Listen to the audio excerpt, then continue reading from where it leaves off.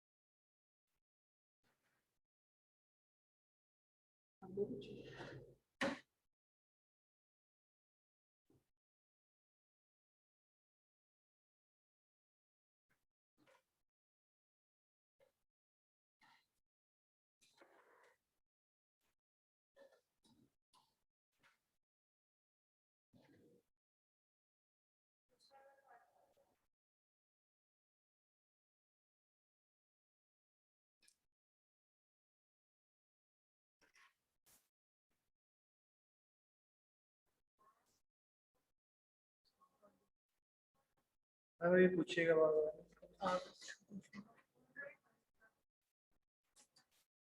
अस्सलामुअलैकुम, आप लोग को आवाज आ रही है? वालेकुम सलाम मैम जी, आ रही है।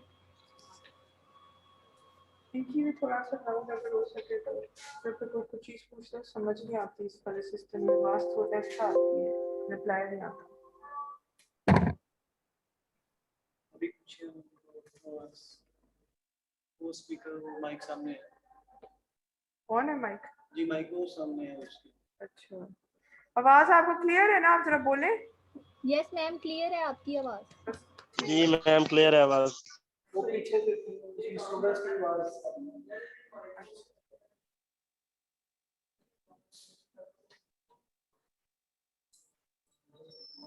अच्छा, आप लोगों की लिस्ट आ गई है ना? फाइनल हो गई है प्रेजेंटेशन के लिए?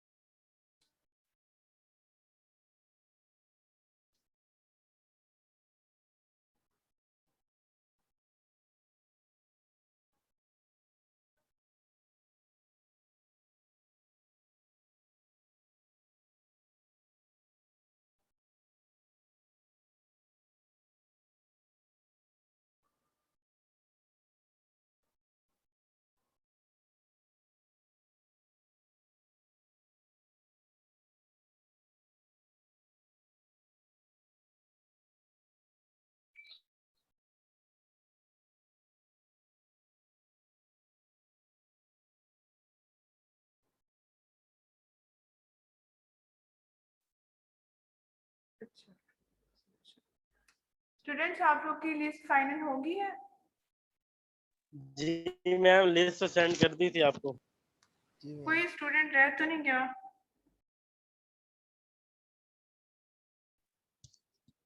जी मैम। अच्छा ये बताएं कि आप लोग क्या चाह रहे हैं कि फेस टू फेस प्रेजेंटेशन हो, ऑनलाइन हो, या फिर रिकॉर्डिंग के थ्रू सब अपने सबमिट करवाते हैं ग्रुप्स? मैम रिकॉर्डिंग इजी रहेगा। यस मैम, रिकॉर्डिंग ठीक है। और मुझे एक बात बताएं कि जब आपका मिड टर्म एग्जाम होता है तो वो लेक्चर के दौरान होता है या उसके वक्त ऑफ होती हैं, छुट्टियां होती हैं, कैसे होता है? नहीं मैम, लेक्चर्स होते हैं लेकिन साथ साथ मैम उसका एक सेपरेट शेड्यूल देते हैं हमें। अच्छा, टाइमिंग्स बताते हैं कि कितने बजे होगा? जी मैम बिल्कुल बताते हैं सब, वो एक वीक पहले ही बता देते हैं टीचर्स। यस मैम, उसके अकॉर्डिंग फिर हमारा जो कोई क्लास बीच में रह जाती है वो फिर नहीं लेते हैं ना, तो बाकी क्लासेस होती हैं। जी मैम मिड की वजह से फिर हम वो क्लास छोड़ देते हैं, बता देते हैं उन टीचर को कि हमारा आज मिड है, तो इतना इशू नहीं होता। अच्छा, और टाइमिंग्स बताया होते हैं हर किसी के मुख्तलिफ वो हैं कि जितना मर्जी टीन्योर का पेपर दें, या एक फिक्स टाइम होता है कि इतने घंटे का देना है? Yes ma'am. मैम एक टाइम पीरियड मैम डिपेंड बताती है कि करता है इतने कि टाइम का होगा। एमसीक्यूज हैं या इस डेट को ये और इस टाइम पे एग्जाम होता है, ऐसे डेट शीट बनी होती है। अच्छा, आप लोग के मैम जो पहले हुए हैं वो क्या एमसीक्यूज और शॉर्ट क्वेश्चन आंसर्स थे? जी मैम मैम मिड्स तो सिर्फ एमसीक्यूज ही होते हैं, मिड्स में से एमसीक्यू होते हैं बस, जी मैम। फाइनल में आते हैं short questions. Yes ma'am, mostly MCQs ही होते हैं मिड में। अच्छा अच्छा, आज जो डायबिटीज मेलाइटिस ये मैम मैं थोड़ा मैम वो होगा मिड में? मैम वो कहना मैम था कि एक्सक्यूज मी मैम। जी बोलो बोलो। मैम वो कहना था कि वो ग्रुप 11 में ऐड कर दें, वो मैं प्रेजेंटेशन ग्रुप में वो ऐड नहीं था, तो वो ग्रुप बन गए थे, तो मैम 11 ग्रुप में मैम 4 पार्टिसिपेंट, तो वो मुझे ऐड कर दीजिएगा मैम, अनवार रफीक को। अब अपना ना मुझे मैसेज कर दो, नाम वगैरह व्हाट्सएप कर दो तो मैं आपको ऐड कर दूंगी, ठीक है? चलिए ठीक ठीक है मैम, मैं वो ग्रुप में आप मैसेज ये कर देता क्लास हूँ व्हाट्सएप कैंपस पर। में ले रही हैं? जी, आप ये क्लास कैंपस में ले रही हैं? जो ये प्रेजेंटेशन है? नहीं ये जो क्लास ले रही हैं आप ये अभी वाली। कैंपस में क्या, मुझे समझ नहीं आ रही, क्या बोल रहे हो आप? मैम वो मैम मैम ये मैंने पूछ आपसे रहे कहा है कि जो आप अभी क्लास ये जो ले भी रहे क्लास ले रही हैं आप। क्लास हो रही है कैंपस के अंदर हो रही है, आप कैंपस में हो? मैम मैं आया था, मुझे उसने कहा है कि आप चली गई आप। अच्छा, आप लोगों में से कितने स्टूडेंट्स हैं जो वैक्सीनेटेड है? मैम 1 डोज ली मैम है मेरे अभी। मेरे डोज दोनों कंप्लीट है, मेरे पास सर्टिफिकेट भी है उसका। मैम हमारी सिर्फ एक ही डोज है अभी। यस मैम, तो ये मेरी अलाउ भी नहीं एक कर डोज रहे है तो, अभी। तो कहा था कि 1 डोज जिनकी है वो अलाउ नहीं आना अंदर। नो मैम, नहीं है अलाउ। किसने मैम कहा? मैम जिनके लेकिन डोज यूनी में तो हम जा कंप्लीट है, सकते हैं ना, तो फिर क्लास भी ले ही सकते हैं, यूनी में तो हम जा रहे हैं। आप लोग के मैम बाकी वैसे क्या सजेस्ट कर रहे हैं, बाकी सब्जेक्ट्स के मैम टीचर्स वैसे बाकियों की भी क्लास हो रही है मैम आज आज से हो रही है? तो विदाउट जिनके कुछ। मेरे ख्याल जी में मैम।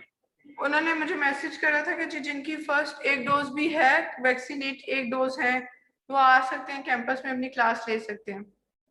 लेकिन फिर भी आप कंफर्म कर लो, ये ना हो कि आप लोग आओ और वो लेने ना दें, ठीक है? नहीं मैम, ये हमने भी सुना मैम था कि वो ले सकते हैं, तो हम फिर नेक्स्ट क्लास से हम ले लिया करेंगे मैम ऑन कैंपस। ले लें, आप लोग ले लें ऑनलाइन के फेस टू फेस, जिनकी नहीं है वैक्सीनेशन वो जल्दी करवा लें, वो ऑनलाइन ले लें। एग्जाम मैम आपका ओके रूम मैम।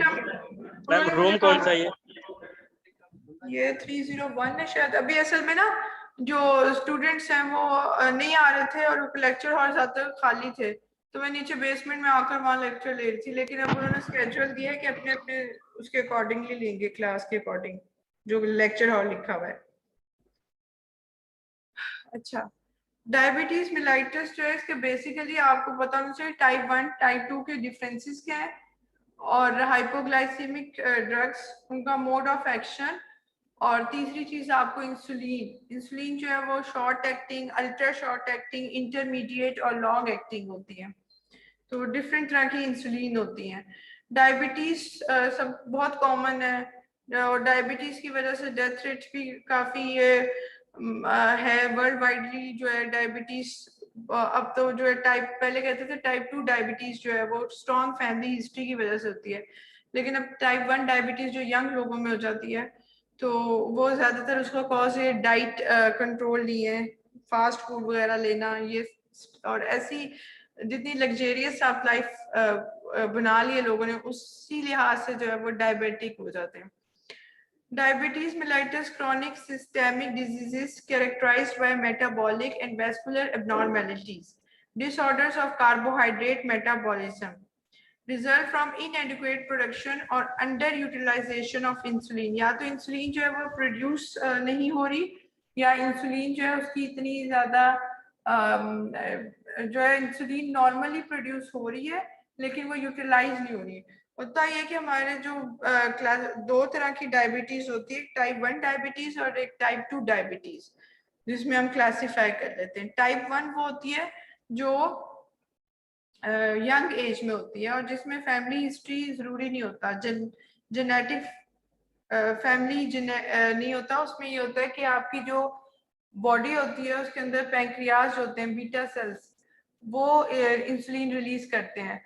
तो बॉडी के अंदर जो इम्यून सिस्टम है वो खुद ही डिफेक्टिव हो जाता है और वो खुद ऑटो एंटीबॉडीज बना देते हैं पैंक्रियाज के अगेंस्ट अपने जो जहां पर उसकी वजह से क्या होता है कि पैंक्रियाज जो होते हैं वो सही तरह इंसुलिन प्रोड्यूस नहीं कर सकते टाइप 1 में। टाइप 1 में इंसुलिन प्रोडक्शन नहीं हो रही, और टाइप 2 के अंदर इंसुलिन रेजिस्टेंस है, यानी इंसुलिन तो प्रोड्यूस हो रही है लेकिन ब्लड के अंदर जो ग्लूकोज है, शुगर है, उसको वो टिश्यूज के अंदर जाकर यूटिलाइज नहीं कर रही। ग्लूकोज वहीं पड़ा हुआ है, सेल्स में नहीं जा रहा। तो ये टाइप 2 डायबिटीज है।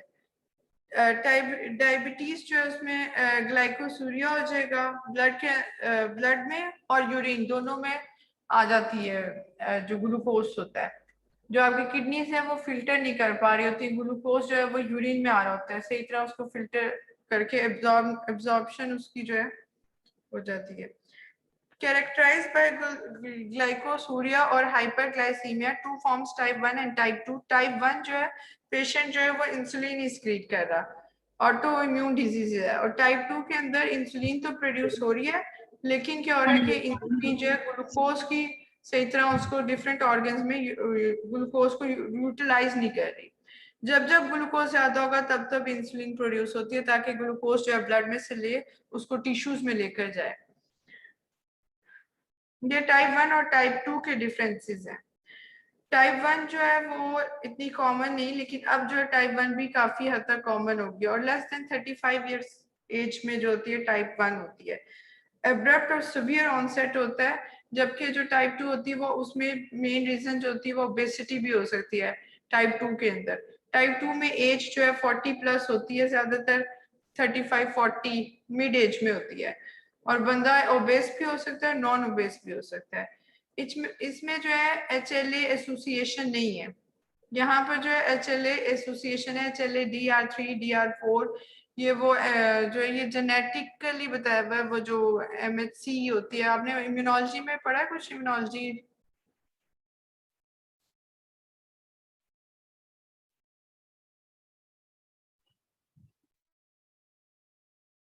आवाज आ रही है आप लोगों को? जी मैम आ रही है लेकिन नहीं पढ़ाई है। अच्छा, यस ये मैम आ रही है। जीन्स होती है कुछ। MHC एक वो होता है हमारे सेल्स के ऊपर होता है जो कि प्रेजेंट करता है जब कोई एंटीबॉडी आ जाए तो बाकी बॉडी को, इम्यून सिस्टम को दिखाता है कि ये चीज आ गई है। ठीक है, उस जो MHC होता है ये उसको HLA भी कहते हैं, तो उसके ऊपर भी जीन्स होती हैं, तो ये उसका बात हो रही है। ठीक है, इनके अंदर जो है ये जीन्स के साथ एसोसिएटेड है, ये वाली जो है टाइप 1 डायबिटीज। ठीक है, उनके डिफेक्टिव हो जाता है। फैमिली हिस्ट्री इसमें कम होती है, ज्यादातर इसके अंदर जो होता है वजह यही होती है कि इम्यून सिस्टम इन्वॉल्व होता है, ऑटो एंटीबॉडीज बन रही होती हैं। डायबिटीज इन आइडेंटिकल ट्विंस 50% को कोऑर्डिनेट्स 80%, यहाँ पर 80% चांसेस होते हैं कि टाइप 2 डायबिटीज होगी अगर ट्विंस हैं।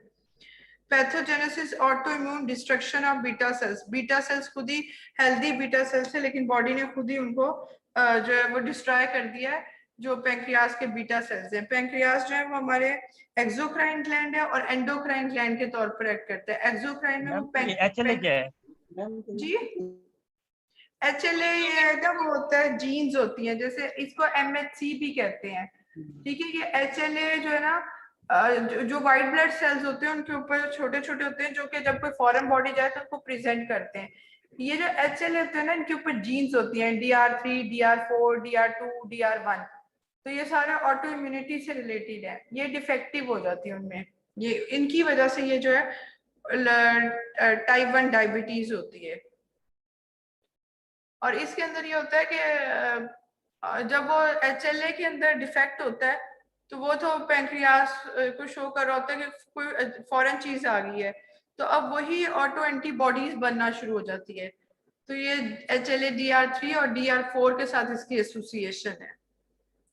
ये पूरा एक MHC का एक पूरा स्ट्रक्चर होता है। MHC वो चीज है सेल के ऊपर जो बताती है कि अगर जब हम जैसे ट्रांसप्लांट वगैरह में आगे पढ़ेंगे कि जब ट्रांसप्लांट करते हैं तो बॉडी खुद ही शो करती है कि ये चीज मेरी नहीं है, और उसके अगेंस्ट पे बॉडी जो होती है वो रिएक्ट करती है। समझ आ रही है आप लोग को कुछ? Yes ma'am. इसमें ये होता है कि जी जब मैम आ आप रही हूँ। इसका ज्यादा HLA जो है ना, HLA टाइपिंग भी होती है, इसका असल में ज्यादातर रोल होता है जब आप ट्रांसप्लांट करते हो। अभी क्योंकि इम्यून सिस्टम खराब हो चुका होता है टाइप 1 डायबिटीज में, वो खुद ही इम्यून सिस्टम अपने ही शो कर रहा होता है पैंक्रियाज को कि उसकी अगेंस्ट कोई फॉरेन चीज समझ रहा होता है और उसके अगेंस्ट एंटीबॉडीज बना रहा होता है। तो HLA जो होता है ये इसके साथ टाइप 1 डायबिटीज की एसोसिएशन है। फैमिली हिस्ट्रीज में इतना फैक्टर इन्वॉल्व नहीं होता, उसके अलावा बस इसमें एंटीबॉडीज बन जाती है। ऐसी एंटीबॉडीज को ऑटो एंटीबॉडीज कहते हैं, यानी बॉडी ने खुद ही अपने किसी ऑर्गन, हेल्दी ऑर्गन के अगेंस्ट एंटीबॉडीज बना ली। तो टाइप 1 डायबिटीज इस वजह से होती है। ब्लड इंसुलिन लेवल, इंसुलिन कम होती है इनके अंदर। पैंक्रियाज जो होते हैं वो इतने डिस्ट्रॉय हो चुके होते हैं कि इंसुलिन उसके अंदर कम होती है। पैंक्रियाज में अल्फा, बीटा और डेल्टा सेल्स होते हैं। बीटा जो होते हैं वो इंसुलिन प्रोडक्शन करते हैं, उनकी डिस्ट्रक्शन हो जाती है।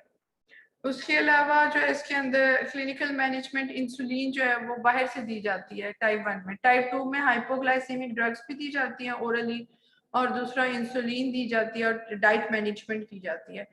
अगर आप इंसुलिन और हाइपोग्लाइसेमिक ड्रग्स दोनों देते हैं पेशेंट को जो टाइप 2 में है, तो इंसुलिन की डोज जो है वो कम हो जाती है, यानी इंसुलिन की जो बाहर से लगती है उसकी यूनिट्स कम लग जाते हैं, क्योंकि ओरल हाइपोग्लाइसेमिक ड्रग्स भी ले रहे हैं। और हमेशा कितने यूनिट्स लगाने हैं, कितनी डोज देनी है पेशेंट को, वो डिपेंड करता है आपके उसके ऊपर कि उसकी हेल्थ कैसी है, उसकी हिस्ट्री कैसी है, कितनी डायबिटीज आ गया। इंसुलिन मुख्तलिफ तरह की बहुत सारे आ चुकी हैं अब तो ये उस पर डिपेंड करता है कि जो है कौन सी इंसुलिन देनी है। और अगर जरूरी नहीं कि एक पेशेंट है उसको अगर एक इंसुलिन जो है मिक्स्ड ज्यादातर दे देते हैं, या मिक्स्ड में वो कम्बिनेशन ऑफ डिफरेंट इंसुलिन होती हैं, बहुत सारी इंसुलिन की जैसे टाइप्स हैं, तो उनको मिक्स करके दिया जाता है मिक्सचर। तो ये जरूरी नहीं होता कि अगर एक इंसुलिन एक पेशेंट पर इफेक्टिव हो गया तो दूसरे के लिए भी वही हो। फिर स्टैंडर्डाइज ट्रीटमेंट ज्यादातर यूज करते हैं कि सुबह शाम दें, लेकिन ये भी जरूरी नहीं होता। कुछ पेशेंट्स सिर्फ सुबह में इंसुलिन ले लेते हैं, शाम में नहीं लेते, तो ये वेरी करता है from patient to patient. HLA जो है ये एब्रीवेशन है, ह्यूमन ल्यूकोसाइट एंटीजन।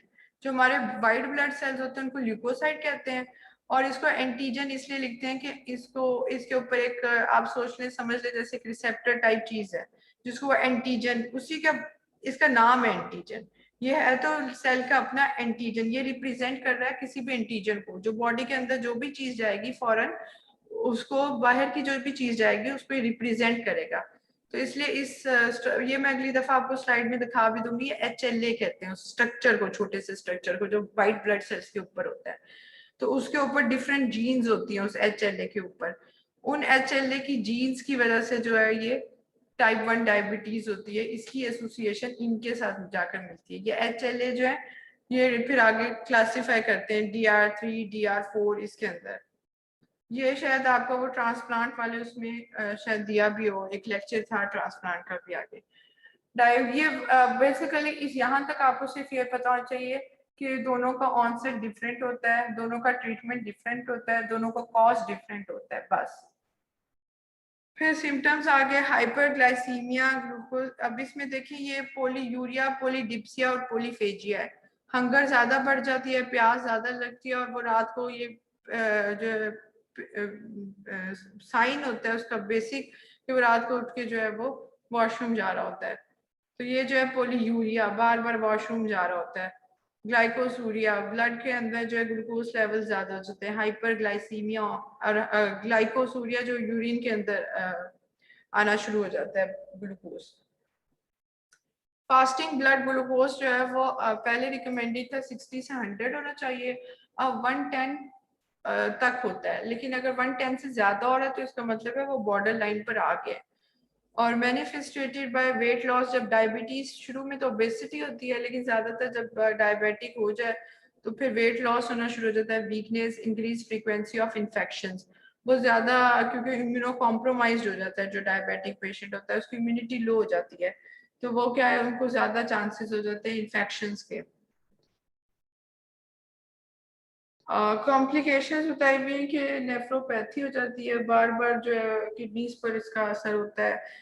रेटिनोपैथी शुरू हो जाती है। ग्लाइकोमा, जो इंट्राऑक्यूलर प्रेशर जो होता है, आई का प्रेशर, फ्लूइड होता है आई के अंदर, वो बढ़ जाता है। ग्लाइकोमा होता है। उसके अलावा न्यूरोपैथीज हो जाती है। आप उनको इसका एक प्रैक्टिकल भी करते हैं, हैमर एक होता है, शायद आप लोगों ने देखा हो कि डॉक्टर्स के पास होता है, वो उसके रिस्पॉन्स चेक करने के लिए उसके ऊपर मारते हैं। तो अगर न्यूरोपैथीज हुई है तो उसको वो जर्की मूवमेंट्स नहीं होगी। नी के ऊपर मार के देखते हैं तो नी के ऊपर टेंडन होता है, वो हिलता है। लेकिन अगर न्यूरोपैथीज हुई है तो उसको कोई रिस्पॉन्स नहीं आएगा। और न्यूरोपैथीज इस तरह होती हैं कि पेशेंट जो होता है, अक्सर ये होता है डायबिटिक पेशेंट जो होता है, वो हीटर के सामने बैठ जाता है और उसको पता ही नहीं चल रहा होता कि मुझे हॉट फील हो रहा है। तो वो फिर ये इतनी ज्यादा, जिनको न्यूरोपैथीज होती है उनको बहुत ख्याल रखना पड़ता है, उनको सेंसेशंस नहीं फील होती, उनको हाथ वगैरह लगाओ तो उनको फीलिंग नहीं आती। तो न्यूरोपैथीज, नेफ्रोपैथी और रेटिनोपैथीज ये मोस्ट कॉमन है। कार्डियोवास्कुलर डिजीजेस भी हो जाती है, उनकी लिपिड प्रोफाइल वगैरह खराब हो जाते हैं। और उसके अलावा अगर प्रेगनेंसी के अंदर जो है वो बैक्टीरिया, टॉक्सिन का increase incidence of toxaemia, blood में टॉक्सिन वगैरह किसी भी बैक्टीरिया का आ जाता है। कोई क्वेश्चन अभी तक? नो क्वेश्चन मैम, आसान था। इसलिए जब HLA टाइपिंग का हमें पूछा HLA का, तो इसलिए जब हम जब कोई ट्रांसप्लांट करते हैं तो HLA टाइपिंग एक प्रोसीजर होता है जिसके अंदर हम देखते हैं उस डोनर के और उस रेसिपिएंट, जिसने दिया होता है कोई ऑर्गन और जिसने लिया होता है, दोनों के मिक्स करते हैं ल्यूकोसाइट्स, वाइट ब्लड सेल्स, और फिर उनका रिस्पॉन्स मिक्स करके उन दोनों का रिस्पॉन्स देखते हैं कि वो एक दूसरे से कितने ज्यादा रिस्पॉन्स अगर ज्यादा शो करते हैं वो अगेंस्ट ईच अदर, तो इसका मतलब है वो अच्छा डोनर नहीं है। तो ये HLA टाइपिंग वही जो छोटा सा एक हिस्सा मैम होता है। मतलब कि HLA इटसेल्फ एक जीन्स है, और मतलब कि एंटीजन है इटसेल्फ। हाँ, HLA जो है वो एक इसका नाम MHC भी है और इसको HLA भी कहते हैं, सेम होता है। मैम ये अगले एंटीजन दफा होते कहाँ पर हैं फिर? जी, ये HLA के जो होते हैं ना एंटीजन, ये कहाँ पर होते हैं बॉडी में? ये ल्यूकोसाइट्स जो हमारे ब्लड के अंदर WBCs होते हैं ना, उनके ऊपर होता जी है। जी ये मैक्रोफेजिस नाम सुना है? जी जी। मैक्रोफेजिस एंटीजन प्रेजेंटिंग सेल होता है। कोई भी एंटीजन रहेगा, मैक्रोफेज उसको फौरन डिटेक्ट कर लेता है। या डेंड्राइटिक सेल्स होते हैं बॉडी के अंदर, ये दोनों वो सेल्स हैं जो कि फौरन पेश करते हैं बॉडी को, के लिए ये प्रेजेंट करते हैं कि ये एंटीजन आ गया। उनके ऊपर होता है MHC 1 ठीक और हो गया MHC मैम। 2 टाइप्स होती हैं इसकी। इसको MHC भी कहते हैं, HLA भी कहते हैं। हर चीज को जीन्स ने कवर किया हुआ है, तो जीन्स जो होंगी उसकी फर्दर क्लासिफिकेशन कर दी है इन्होंने। DR1, DR2, DR3, PQR होती हैं, ABC और PQR। ये बहुत बड़ा एक इम्यूनोलॉजी में एक लेक्चर होता है इस पर, तो ये बात आप लोग के लिए जरूरी नहीं है ये, क्योंकि समझना है तो बहुत आप पीछे से बेसिक अगर इसका कॉन्सेप्ट हो। वैसे मैं आपको तस्वीर दिखा दूंगी इसकी नेक्स्ट लेक्चर में अभी। तो इनकी एसोसिएशन होती है, डिफेक्टिव हो जाती हैं, तो इस वजह से जो है वो टाइप 1 डायबिटीज इनकी वजह से भी टाइप 1 डायबिटीज होती है। Insulin is a protein made of 2 chains of alpha and beta. It is secreted by beta cells of the islets of Langerhans of pancreas. Pancreas की जो है वो इसके liver, muscle, fat cells are primary tissue for insulin action. यहाँ glucose जाता है इनमें, liver, muscles and fat cells. अगर इंसुलिन की वजह से जाता है, इंसुलिन हेल्प आउट करता है ग्लूकोज को के जाकर, आगे एक तस्वीर है उसमें ग्लूकोज ट्रांसपोर्टर्स होते हैं जिनके ऊपर ग्लूकोज जाकर बाइंड कर देता है, और इंसुलिन जो है वो उसको कहते हैं कि अब इसको ग्लूकोज को लिवर में जाना चाहिए, मसल्स में, फैट सेल्स में। और इसके अलावा ब्रेन वगैरह उनको भी ग्लूकोज की जरूरत है, हर ऑर्गन को ग्लूकोज की जरूरत है। ब्रेन के अंदर कोई स्टोरेज नहीं है, कोई ऐसा सिंथेटिक नहीं है कि वो खुद सिंथेसाइज नहीं कर सकता, स्टोर नहीं कर सकता ग्लूकोज को। तो ये चीजें हर हमेशा चाहिए होती हैं ग्लूकोज। तो अगर इंसुलिन नहीं होगी तो क्या होगा कि लिवर के अंदर से, मसल्स के अंदर से मसल ब्रेक डाउन हो जाएगा, फैट सेल जिनको एडिपोसाइट्स भी कहते हैं, फैट सेल्स की ब्रेक डाउन शुरू हो जाती है, उनके अंदर से फैट्स निकलना शुरू होगा। फैट जो है वो ट्राइग्लिसराइड्स और ग्लिसरॉल से मिलके बनता है, जो वो सारा आपका निकलना शुरू हो जाता है। ग्लिसरॉल, फ्री फैटी एसिड्स, ये पढ़ा है इसके अंदर, ट्राइग्लिसराइड बनाते हैं, फ्री फैटी एसिड्स वो आगे पढ़ेंगे, ठीक है। तो मसल्स जो है उसके अंदर से प्रोटीन ब्रेक डाउन होगा, फैट ब्रेक डाउन होना शुरू हो जाएगा, क्योंकि बॉडी को ग्लूकोज चाहिए।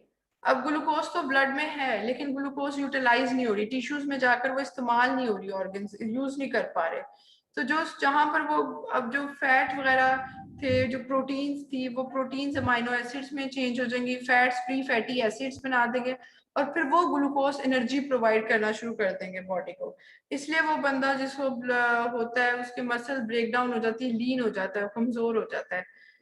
विद इंसुलिन रिसेप्टर बाइंडिंग, जब इंसुलिन करेगी, cell membrane becomes permeable to glucose into the sales.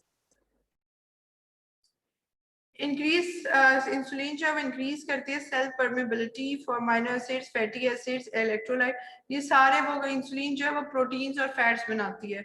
तो जब इंसुलिन नहीं होगी तो प्रोटीन्स और फैट्स का ब्रेक डाउन शुरू हो जाएगा, क्योंकि बॉडी को फिर भी जो एनर्जी चाहिए, और ये जो अमीनो एसिड्स वगैरह ये ब्रेक करके ये फिर एनर्जी प्रोवाइड कर रहे होते हैं।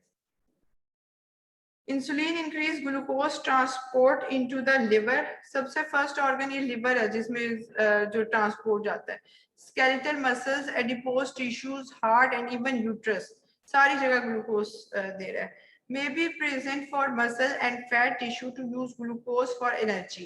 Insulin regulates glucose metabolism to produce energy for cellular function. Cell जितने भी functions हैं उनको करने के लिए जो है वो एनर्जी चाहिए, जो कि इंसुलिन की वजह से ग्लूकोज दे रहा है। Insulin promote glucose into fat cells where it is broken down. One of broken down product is glycophosphate combines with fatty acids which ultimately form triglycerides. ये triglycerides वगैरह बन रहे हैं सेल में। This is the mechanism by which insulin promotes fat storage. Fat storage. अब insulin नहीं होगी तो जो स्टोरेज है हमारे प्रोटीन के, फैट्स के, वो सब खत्म होते जाएंगे। ये जो एब्डोमेन के, लोअर एब्डोमेन नीचे की तरफ जो फैट डिपॉजिट्स होता है वो खत्म हो जाता है, फिर जो आपके मसल्स, बाजू वगैरह में फैट होता है वो सब खत्म होना शुरू हो जाता है अगर इंसुलिन प्रोड्यूस नहीं हो रही। When insulin is lacking, fat is released into the bloodstream as free fatty acids. Blood concentration of triglyceride, cholesterol and phospholipids are also increased. अब जो ट्राइग्लिसराइड, कोलेस्ट्रॉल वगैरह होता है उन पेशेंट्स का, वो भी इंक्रीज होना शुरू हो जाता है, फॉस्फोलिपिड्स वगैरह। प्रोटीन मेटाबॉलिज्म होगा। Insulin increase the total amount of body protein by increasing transport of amino acids into the cells and synthesize. ये वही बात कि प्रोटीन सिंथेसिस करती है। Insulin potentiates the effect of growth hormone. Growth hormone के ऊपर भी इसका इफेक्ट है इंसुलिन का। लैक ऑफ इंसुलिन वही अमीनो एसिड्स में ब्रेक डाउन कर देगा प्रोटीन को, और फिर ये अमीनो एसिड जाकर ये कोशिश करेंगे कि बॉडी की रिक्वायरमेंट को किसी तरह पूरी करें, क्योंकि ग्लूकोज अपनी जगह पे पड़ा हुआ है, वो यूज नहीं हो रहा। अमीनो एसिड्स और फैटी एसिड्स वगैरह ये जो है ये जाकर टिश्यूज के अंदर रिक्वायरमेंट बॉडी की पूरी करेंगे। Factors that inhibit insulin secretion, ये 3 फैक्टर्स हैं जिनकी वजह से इंसुलिन की सिक्रीशन कम हो जाती है। हाइपोक्सिया, जब ऑक्सीजन डिमांड ज्यादा हो जाए बॉडी की, हाइपोथर्मिया, जब बॉडी टेम्परेचर कम हो जाए, stimulation of alpha adrenergic 2 receptors, ये जब रिसेप्टर स्टिमुलेट हो जाएंगे तो ये सब इंसुलिन पर इफेक्ट डालेंगे और इंसुलिन को इनहिबिट करेंगे। ग्लूकोज जब जब ज्यादा होगा इंसुलिन चाहिए होगी ताकि ग्लूकोज के लेवल्स को ब्लड में कम करे। Glucose is the major stimulus of insulin secretion. Oral glucose is more effective than intravenous glucose. इसके बरक्स अगर हम ओरल इंसुलिन नहीं देते, कोई रीजन बताएगा ओरल इंसुलिन क्यों नहीं दे सकते? Ma'am first pass metabolism. Insulin क्या है? प्रोटीन है बेसिकली, जो हम सिंथेटिकली प्रिपेयर कर रहे हैं। अगर हम ओरली दे देंगे तो वो ब्रेक डाउन हो जाएगी, जो इंजाइम्स होंगे वो उनको ब्रेक डाउन कर देंगे, प्रोटियोलिटिक इंजाइम्स जो होते हैं जीआईटी के, तो इंसुलिन जो है वो ब्रेक डाउन हो जाएगी। इसलिए इंसुलिन कभी भी ओरली नहीं देते, हमेशा इंट्रावीनसली देते हैं इमरजेंसी सिचुएशंस में, और यूजुअली हम सबक्यूटेनियसली देते हैं जब कभी पेट के ऊपर देते हैं या एब्डोमेन, बहुत सारे लोग पेट के थोड़ा सा अम्बिलिकस से नीचे लगाते हैं insulin.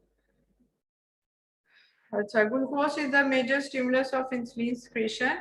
Oral glucose is more effective than intravenous glucose, ठीक है, because glucose in digestive tract increase the release of gastrin, secretin, chylocystokines and gastric inhibitor peptides, also stimulates vagal activity।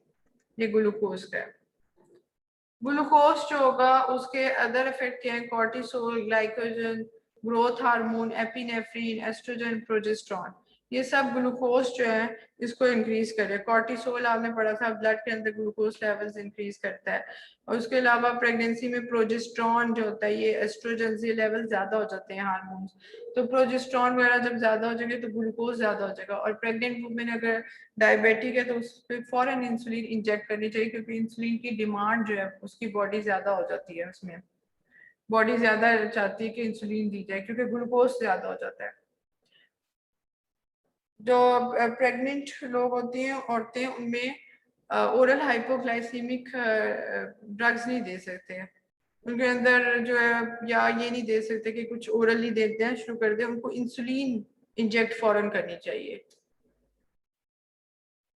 Oral hypoglycaemic although insulin वगैरह को बढ़ाएंगी, लेकिन उनकी क्योंकि body requirement pregnancy की वजह से ज्यादा हो जाती है, डिमांड ज्यादा होती है कि इंसुलिन ज्यादा दे ग्लूकोज को ब्लड के अंदर उसका लेवल कम करने के लिए, तो इस वजह से फौरन इंजेक्ट करनी चाहिए इंसुलिन।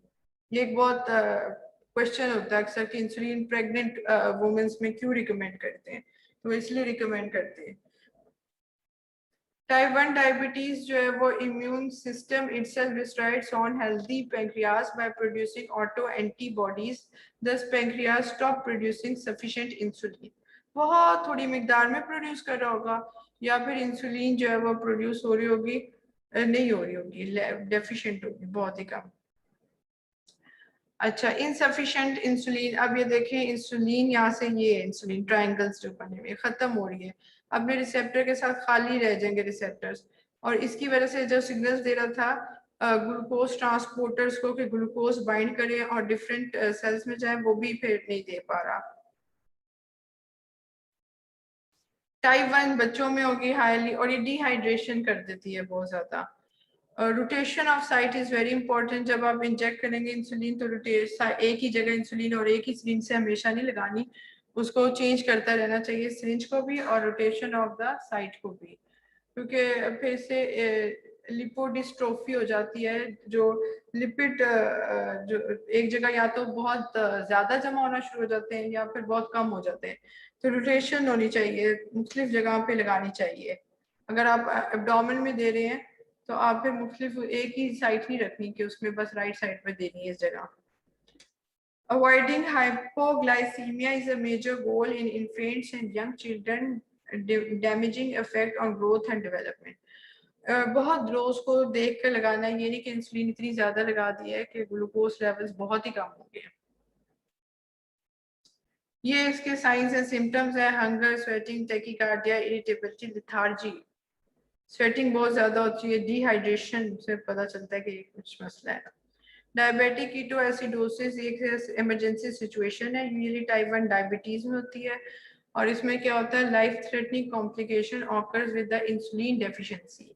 मैम एक बात बताएं, डायबिटिक कीटोएसिडोसिस, ये टाइप 1 मैम डायबिटीज जी। मैम जिस तरह ब्लड ग्लूकोज लेवल कम हो रहा है, हाइपोग्लाइसीमिया हो रहा है, ठीक है, तो हार्ट रेट क्यों इंक्रीज हो रहा है? आपके लिपिड प्रोफाइल भी तो खराब हो रहे हैं उसकी वजह से।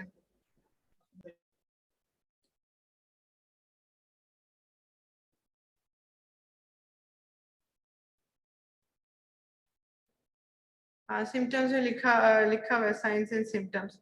टेकिकार्डिया शुरू हो जाता है, शायद मेरे ख्याल में उसकी वजह से ये भी होता है कि बॉडी को ज्यादा जो है वो वर्कआउट करना पड़ रहा है, उसकी वजह से उसका नहीं तो मैम वर्कआउट तो होगा नहीं ना, क्योंकि ब्लड ग्लूकोज लेवल तो बहुत कम है, तो वर्क तो होगा नहीं ना, लेथार्जी हो रही है, तो हार्ट रेट क्यों इंक्रीज हो रहा है? स्वेटिंग भी हो रही है, लेथार्जी भी हो रही है, हंगर भी इंक्रीज हो रहा है, इरिटेबिलिटी हो रही है, कंफ्यूजन, कन्वर्जन्स वो भी होती है इसके अंदर, तो शायद इस वजह से टेकिकार्डिया हो रहा है। मैं सर्च करके फिर आपको क्लियरली बताऊंगी कि क्यों हो रहा है। चलें ठीक है मैम। ठीक है, कि वैसे अच्छा ठीक आपने है मैम। पूछा कि टेकिकार्डिया क्यों हो रहा है इसके अंदर, हार्ट रेट इंक्रीज हो रहा है इसमें। अच्छा,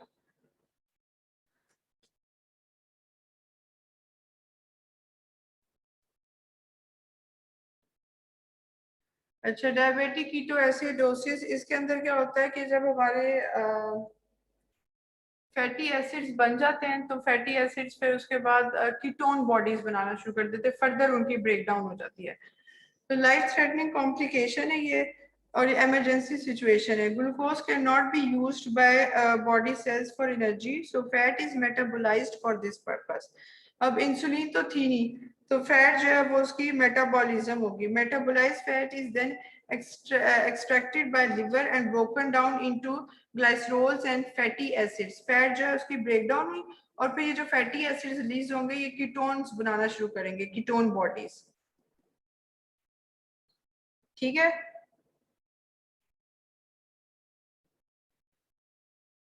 अच्छा, accumulation of ketones result in acidemia, ketone bodies जो है ये एसिडीमिया कर देगी, लैक्टिक एसिड वगैरह ज्यादा कर देगी ब्लड के अंदर। attempts to buffer acidic hydrogen ions occur by ionic exchange, intracellular potassium exits cells। जो इंट्रासेलुलर होगा जो इंट्रासेलुलरली पोटेशियम जो है वो मूव आउट कर जाएगी, ठीक है, वो यूरिन के थ्रू एक्सक्रीट आउट हो जाएगी। अब जब वो यूरिन के अंदर जाएगी, किडनीज क्या करेंगी कि कीटोन्स प्रोड्यूस करना शुरू कर देंगी, इसके अंदर पोटेशियम आउट जा रहा है, उस एक्शन को नॉर्मलाइज करने के लिए इसने जो है वो किडनीज ने कोशिश किया कि कीटोन्स प्रोड्यूस हो जाए। अब जब कीटोन्स प्रोड्यूस होना शुरू हो जाएंगे तो ये भी यूरिन में जाना शुरू हो जाएगी ketone bodies. Pulmonary attempt to buffer by Kussmaul breathing, Kussmaul breathing होती है कि जब आपका जो लंग्स हैं वो हाइपर वेंटिलेशन शुरू कर देते हैं, ज्यादा जो है वो ब्रीथिंग शुरू हो जाती है, ज्यादा लोअर ब्रीथिंग, ज्यादा तेज ब्रीथिंग करना शुरू कर देते हैं, कॉस्मॉल ब्रीथिंग कहेंगे इसको, ये इसका मेजर साइन एंड सिम्टम है। उसके अलावा नोजिया, थ्रस्ट, पोलीडिप्सिया, पोली टेकिकार्डिया, देखिए इसमें भी लिखा हुआ है, hypotension, shock and polyuria.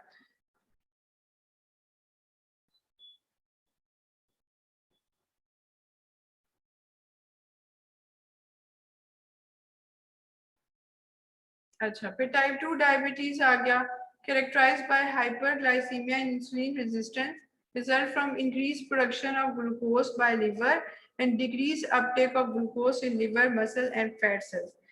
Insulin resistance होती है इसके अंदर, किसी भी एज में हो सकती है, ग्रेजुअल ऑनसेट होता है, less severe symptoms initially, easier to control, stroke can occur, multifactorial reasons जो होती है इसमें बहुत सारी, environmental factors, stress वगैरह भी हो सकती है, genetical factors भी हो सकते हैं। occurs in type 2 diabetes, hyperosmolar hyperglycemia, non-ketonic coma। इसमें जो है कीटोन बॉडीज नहीं प्रोड्यूस होंगी, लेकिन ये सिचुएशन ज्यादा इमरजेंसी होती है, ऑल्दो ये कम होती है लेकिन ये ज़्यादा इमरजेंसी सिचुएशन होती है। इसके अंदर क्या होता है, टाइप 2 डायबिटीज़ में होता है।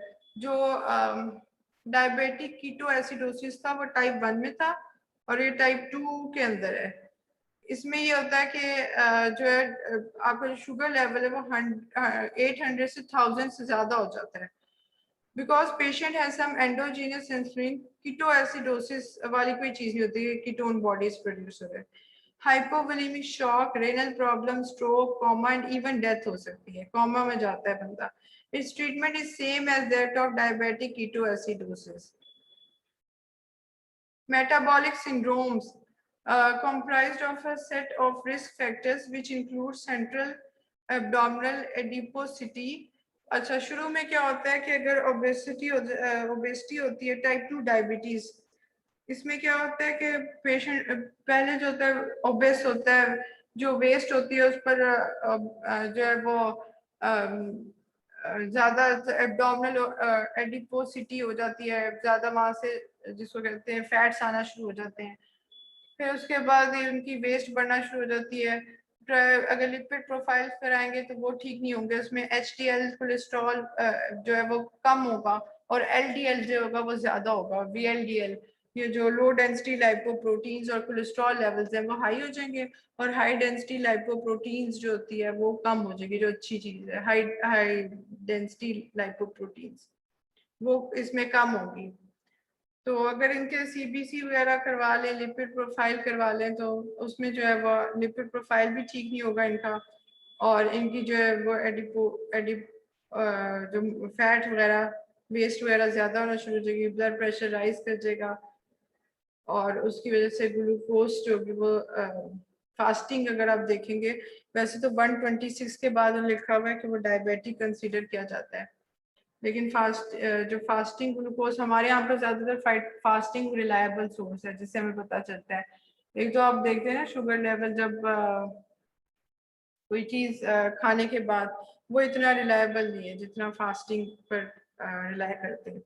तो फास्टिंग ग्लूकोज अगर 110 तक आ या उससे थोड़ा सा आगे पीछे है, तो इसका मतलब है कि आपको जो है प्री डायबिटिक है वो बंदा। Diabetic patient possesses prothrombic and pro-inflammatory tendencies, उनमें inflammation वगैरह के chances ज़्यादा हो जाते हैं। All factors are interrelated. Obesity and lack of exercise tend to lead to insulin resistance। ये type 2 में बता रहे हैं कि obesity वगैरह ये सारे जो है और lack of exercise जो इसके cause है। Insulin resistance has a negative effect on lipid production. Increase very low density lipoprotein, triglycerides और HDL को कम करेगा। Increase insulin and glucose levels in blood। अच्छा, इंसुलिन लोअर ग्लूकोज लेवल्स, अभी hypoglycaemic drugs का बताया हुआ है कि ये जो है टाइप 2 डायबिटीज में रिकमेंड करते हैं। Indicated for type 1, some often in type 2 है, लेकिन समटाइम्स टाइप 1 में भी अब रिकमेंड करते हैं। डायरेक्ट इंसुलिन पर नहीं जा सकते, पहले अगर टाइप 1 डायबिटीज किसी को डायग्नोज हुई है तो पहले उसका डाइटरी कंट्रोल करेंगे, उसे कहेंगे एक चार्ट बना के लाए, अपना लाइफस्टाइल चेंज करे, फिर उसके बाद फिर उसको जो है वो अगर उसकी ज़ाहिर है वो हर वक्त तो ये नहीं कर सकता कि कुछ भी ना खाएगा तो वो सही, चाहे वो प्रोटीन इंटेक ज़्यादा ले ले या वो फैट्स वगैरह कुछ तो लेगा ना, तो उसके लिए फिर हम रिकमेंड कर देंगे कि उसको इंसुलिन इतने डोज देनी चाहिए अगर वो बिल्कुल बॉर्डर लाइन क्रॉस कर चुका है, और सिर्फ डाइटरी कंट्रोल से उसका या एक्सरसाइज से वो कंट्रोल नहीं हो सकती।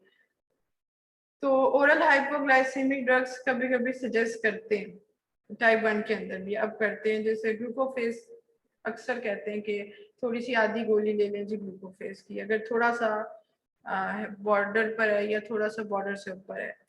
टाइप 2 में तो हमेशा ही हाइपोग्लाइसेमिक ड्रग्स यूज की जाती है। उसके अलावा जो है TPN, in those on TPN, hypoglycemic drugs उन पे यूज की जाती है जो टोटली जो है पैरेंटल न्यूट्रिशन पर है, जो उस ओरली नहीं ले सकते कोई भी चीज़, तो उनको दे दी जाती है। To treat hyperkalemia, infusion with dextrose and insulin. अच्छा, इंसुलिन का जो सोर्स है वो पॉर्क था जहाँ से इंसुलिन सिंथेसाइज होती थी, या ह्यूमन की जीन ले लेते हैं और उन जीन्स को फिर जो है वो बैक्टीरिया में ग्रो करवाते हैं और फिर बैक्टीरिया जो है वो एक से कई कॉपीज उसकी बनती हैं और फिर वो जो इंसुलिन ली हुई होती है वो भी फिर ज़ाहिर है बैक्टीरिया के अंदर होती है तो वो भी बहुत सारी क्वांटिटी में बनती है। फिर वो जो इंसुलिन होती है सिंथेटिकली प्रिपेयर वो ह्यूमन को दी जाती है।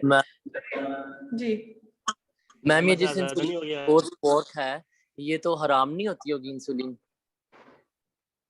देखो हर चीज का देखो, हम ओपॉइड्स जैसे ड्रग्स होती हैं उनके अंदर थोड़ी सी निकोटीन वगैरह, लेकिन जाहिर है हम अगर किसी अच्छे पर्पस के लिए ले रहे हैं तो इसमें, क्योंकि अब तो मेरे ख्याल में सिंथेटिकली प्रिपेयर जो की जा रही है वो ह्यूमन पे ही ज्यादा डीएनए रिकम्बिनेंट टेक्निक से की जा रही है, लेकिन अगर हम भी इस तरह की चीज ले रहे हैं किसी अच्छे पर्पस के लिए तो उसको, अब ये रिलीजियस उसमें आ जाता है, इसको हम ये भी नहीं कह सकते कि भाई हराम चीज तो एक चीज है। इसका बीफ भी सोर्स है तो इस पर रिसर्च करते हैं वो अक्सर लोग तो इस तरह के, फिर वो अपने अपने अकीदे की बात है।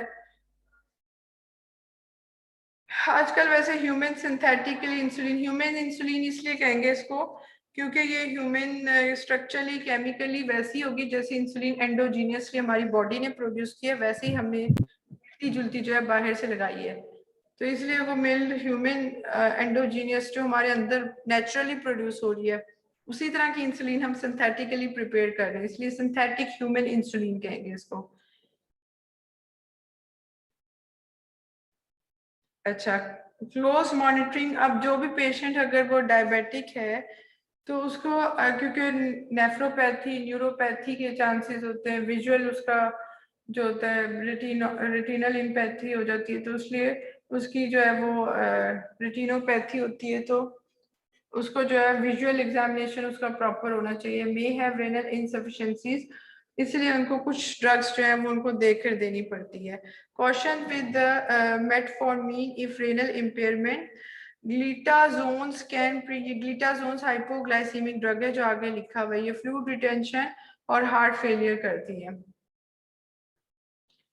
इंसुलिन जो है वो केमिकल जो ये वही बात है कि जो हम इंसुलिन बाहर से दे रहे हैं ह्यूमन इंसुलिन, ये केमिकली जो है वो मिलती जुलती है एंडोजीनियस इंसुलिन से जो बॉडी के अंदर प्रोड्यूस हो रही है, लेकिन ये ह्यूमन पैंक्रियाज से नहीं ली जाती बल्कि ये उसी तरह यीस्ट या बैक्टीरिया के अंदर ग्रो करवा के फिर ये प्रोड्यूस की जाती है, जिसको डीएनए रिकम्बिनेंट टेक्नोलॉजी कहते हैं।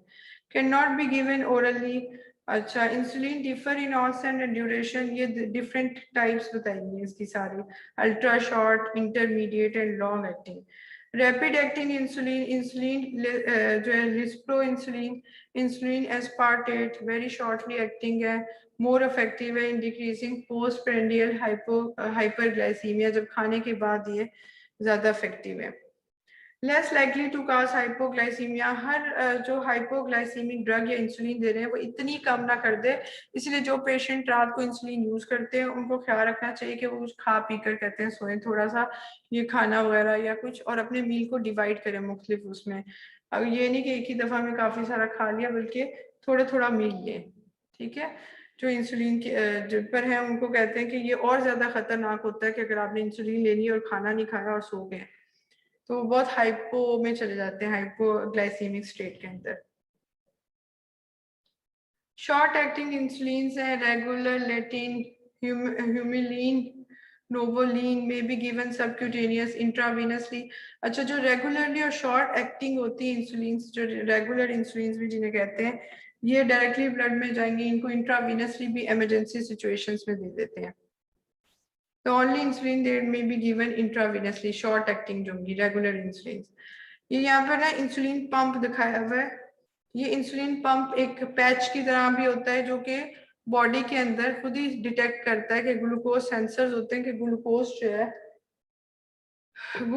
जो है उसको सेंस करते हैं कि अब ग्लूकोज की रिक्वायरमेंट है, ग्लूकोज चाहिए, तो उसकी वजह से फिर ना जो है सॉरी ग्लूकोज सेंसर्स हैं कि ग्लूकोज ज्यादा हो गया है तो अब इंसुलिन फौरन रिलीज होगा बॉडी के अंदर, स्किन के थ्रू वो जाएगा ब्लड में ताकि ग्लूकोज के लेवल्स को कम करे, और ये इसी तरह लगा रहता है। और ये ज्यादातर जो इंसुलिन इसमें यूज होती है, जो पंप होती है निकलती है, वो ये शॉर्ट एक्टिंग इंसुलिन होती हैं, ये पैच के तौर पर यूज किया जाता है। और यहाँ पर क्योंकि कॉस्ट की वजह से और कुछ पेशेंट्स को थोड़ा इसका इस पर टाइम लगता है इसका यूज टू होने के लिए।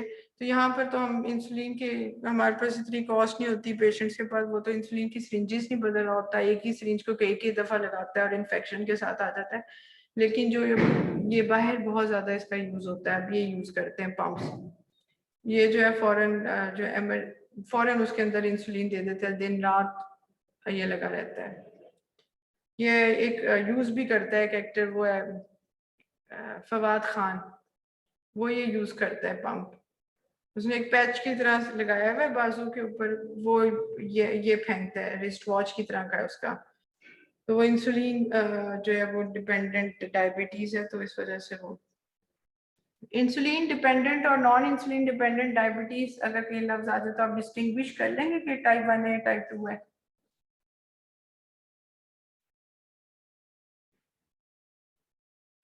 इंसुलिन डिपेंडेंट होंगे जब टाइप 1 डायबिटीज होगी, इंसुलिन पर डिपेंडेंट इंसुलिन ही है। नॉन इंसुलिन डिपेंडेंट टाइप 2 है कि इंसुलिन पर डिपेंडेंट नहीं है, बस इंसुलिन काम नहीं कर रही।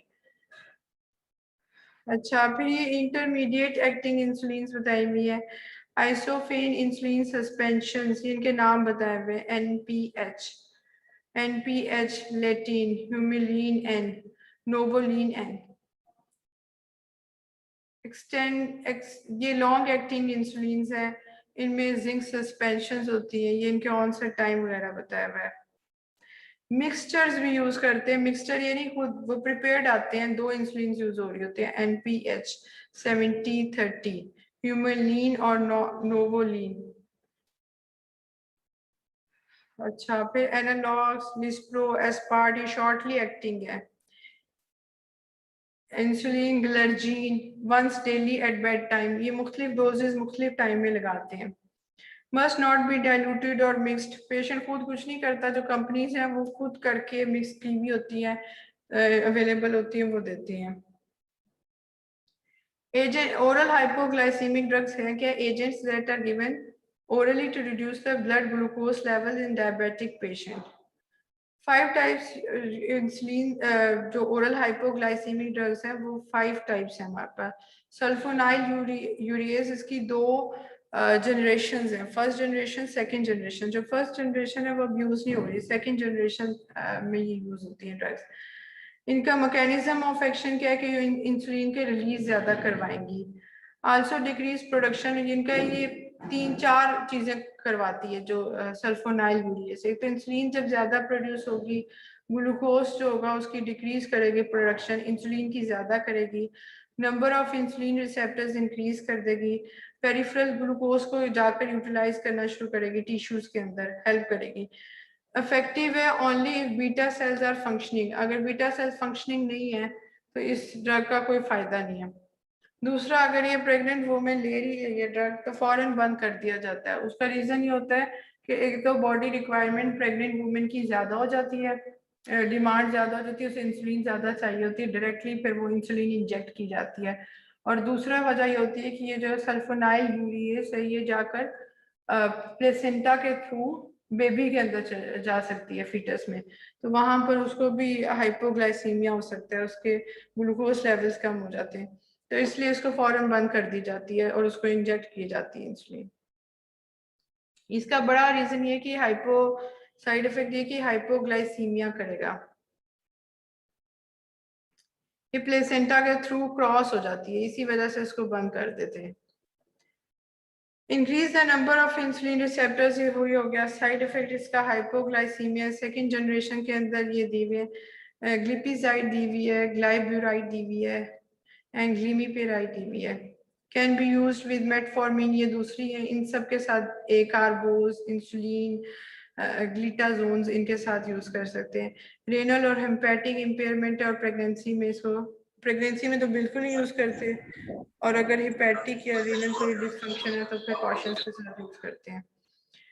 अच्छा, ये एक कार्बोज इनहिबिटर्स हैं, अल्फा ग्लूकोसाइडेज एंजाइम्स, मेल्टेज, एमाइलेज, सक्रेज, इनकी जो है इनको इनहिबिट करेंगी ये, ठीक है।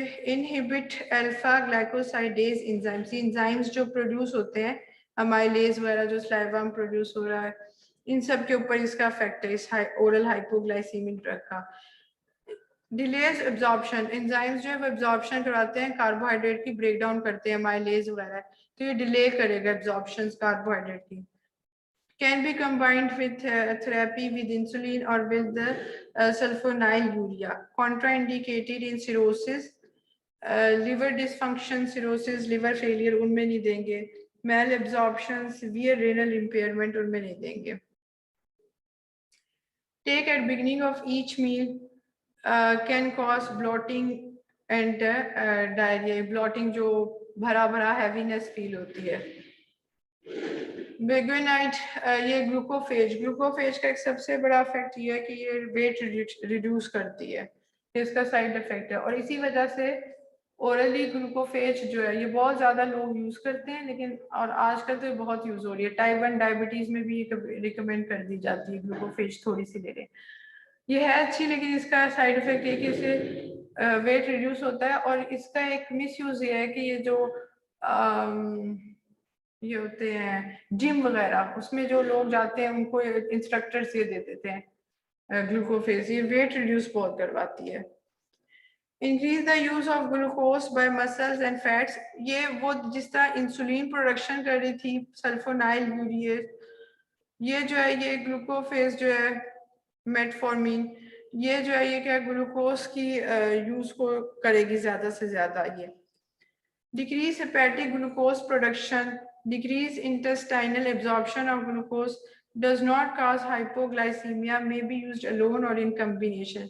ये hypoglycemia नहीं करती, लेकिन ये भी contraindicated है liver failure में, renal impairment अगर भी है। Must check renal function before the beginning of these medications. Caution with parenteral radiography, contrast medium containing iodine। अगर कोई contrast medium दिया है किसी पेशेंट को और वो ये भी ले रहे हैं बेगुइनाइट, तो इसको नहीं देना चाहिए, क्योंकि और ये ज्यादातर उनमें ये बात कही गई जिनको रेनल फेलियर है। अगर हमने कंट्रास्ट मीडिया यूज किया, उसमें आयोडीन होती है और वो भी दे रहे हैं, और वो पेशेंट फिर उसको पूछ लेना चाहिए कि आप ये यूज तो नहीं कर रहे ड्रग। अच्छा, ग्लिटाजोन्स, pioglitazone and rosiglitazones are also called the thiazolidinidiones. Thiazolidinidiones are insulin sensitizers, decrease insulin resistance. ये भी oral hypoglycemic drug है। Stimulate receptors on muscles, fat and liver cells. इनके ऊपर रिसेप्टर्स को स्टिमुलेट करते हैं ताकि ग्लूकोज जो है उसका अपटेक ज्यादा हो, ग्लूकोज यूज करें muscle, liver cells, fat cells. Peripherally जो है ग्लूकोज यूटिलाइजेशन ज्यादा हो और ग्लूकोज जो लिवर प्रोड्यूस किए जा रहा है ब्लड के अंदर वो कम हो। कॉन्ट्राइंडिकेटेड किन में, जिनमें लिवर डिजीजेस है, ALT जो लिवर के एंजाइम्स हैं वो बढ़े हुए हैं, उनमें ये कॉन्ट्राइंडिकेटेड है। May be used as monotherapy और in combination with insulin, metformin or asulfonylurea. Caution in patient with heart failure, ensure baseline LFTs वगैरह पहले कर लें, उसके बाद ये ड्रग देनी है। मैग्लीटिनाइड, इसमें नेटिग्लिनाइड जो है and रेपाग्लिनाइड are non-sulfonylureas that lower blood sugar by stimulating pancreatic secretions। Insulin ज्यादा प्रोड्यूस करवा रही है।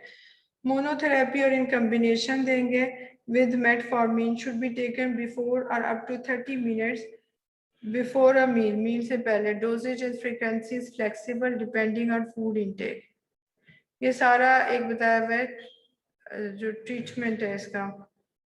Mechanism of action different drugs का, कौन सी ग्लूकोज का यूटिलाइज करवा रही है पेरिफेरीज में, कौन सी ड्रग्स है जो इंसुलिन के रिसेप्टर्स इंसुलिन प्रोडक्शन ज्यादा कर रही है, कौन सी जो ग्लूकोज अपटेक ज्यादा कर रही है। ये स्लाइड इंपॉर्टेंट है, ये देख लें।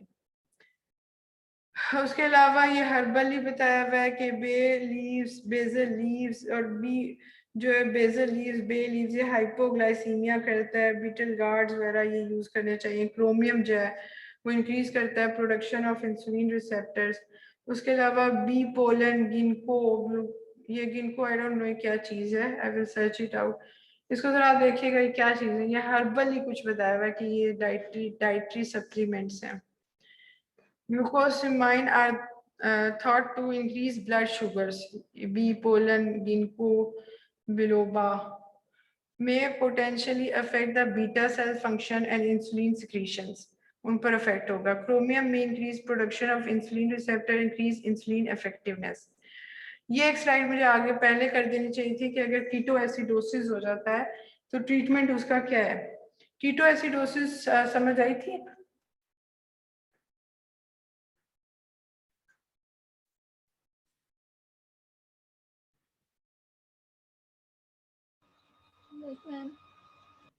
कीटो एसिडोसिस ये था कि जब हमारा इंसुलिन प्रोड्यूस नहीं हो रही तो फैट्स जो है उनकी ब्रेक डाउन हो रही थी ट्राइग्लिसराइड्स की, ग्लिसरोज और फ्री फैटी एसिड्स के अंदर.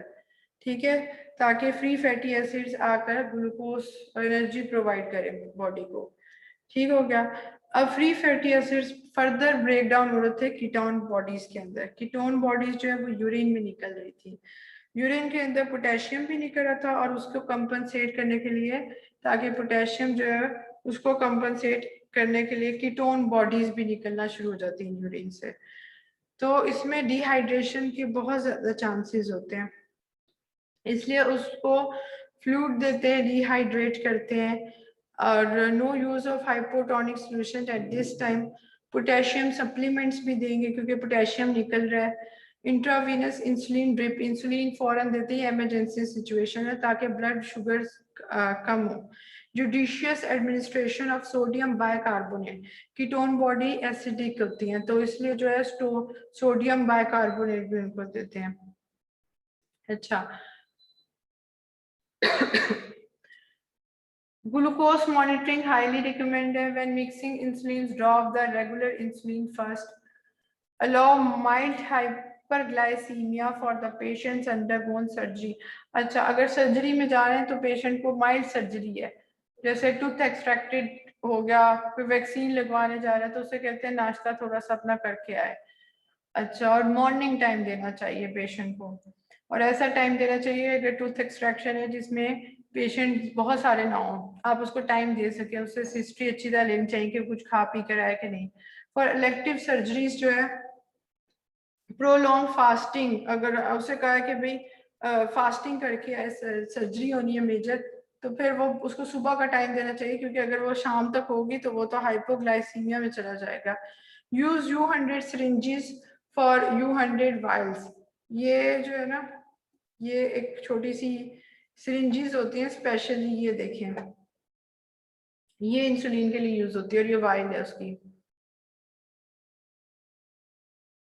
In patient with insulin pumps, use regular insulin or insulin aspartate.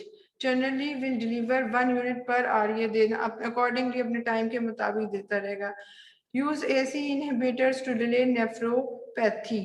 Limit dietary intake of proteins. Proteins भी हमें बहुत ज़्यादा लेनी, फैट्स तो लेनी ही नहीं क्योंकि कोलेस्ट्रॉल लेवल ज़्यादा हो रहे हैं, और उसके अलावा प्रोटीन्स वगैरह भी नहीं लेनी.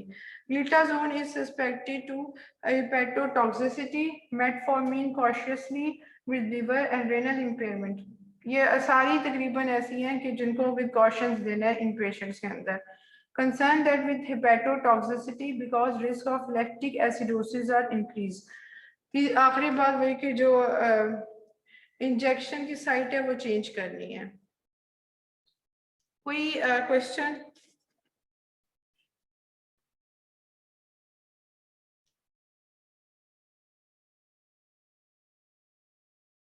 नो मैम, खास नहीं. अच्छा, सिर्फ आपको एक वो मुझे है, जरा मैं अच्छी तरह देख रही थी. अच्छा, इसमें जो इम्पोर्टेंट है वो एक तो ड्रग्स का पता होना चाहिए, कौन कौन सी ड्रग्स के मैकेनिज्म कौन कौन सा है, और वो इम्पोर्टेंट है. उसके अलावा टाइप 1 टाइप 2 डायबिटीज का पता होना चाहिए, इंसुलिन उसकी टाइप्स वगैरह. फार्माकोलॉजिकली तो यही चीज़ें इंपॉर्टेंट है. ऐसा सिनेरियो या ऐसे MCQ आदत है कि जी एक पेशेंट थी, वो पहले किसी ड्रग पर थी और फिर उसको पता चला उसकी प्रेगनेंसी है, फौरन वो ड्रग बंद कर दिया तो उसको इंसुलिन पर इंजेक्टेबल इंसुलिन दे दिया. तो आपको पता होना चाहिए कि वो कौन सी ड्रग है, कौन सी ड्रग होगी वो. ये ठीक है. और दूसरा इसमें वैसे नहीं है, वैसे मैं आपको बता दूं कि एक जो पेशेंट होता है उसकी फास्टिंग शुगर लेवल्स रिलायबल होते हैं, और दूसरा उसका HbA1c करवाया जाता है जो 3 मंथ्स की आपको शुगर बता देता है। और तीसरी बात यह है कि अगर प्रेगनेंसी है तो इसमें खास टेस्ट होता है OGTT, oral glucose tolerance test, वो करवाते हैं। उसमें हर थोड़ी देर बाद जो है उसको ग्लूकोज देते हैं ओरली, और फिर उसका सैंपल लेते हैं ब्लड से और चेक करते हैं कि उसमें जो है वो डायबिटिक है कि नहीं है। ठीक है, अच्छा इसको अच्छी तरह से कर लीजिएगा। और लिस्ट में फिर जो टॉपिक्स लगता है थोड़े से जो आप लोग को नहीं समझ आई या फेस टू फेस जब आएंगे तो एक लिस्ट वो भी बना लीजिएगा ताकि डिस्कस कर लें उन टॉपिक्स को भी। ठीक है, बाकी कोई क्वेरी है तो इसको जरा पढ़ लें, उसके बाद फिर डिस्कस कर लेंगे। ठीक है,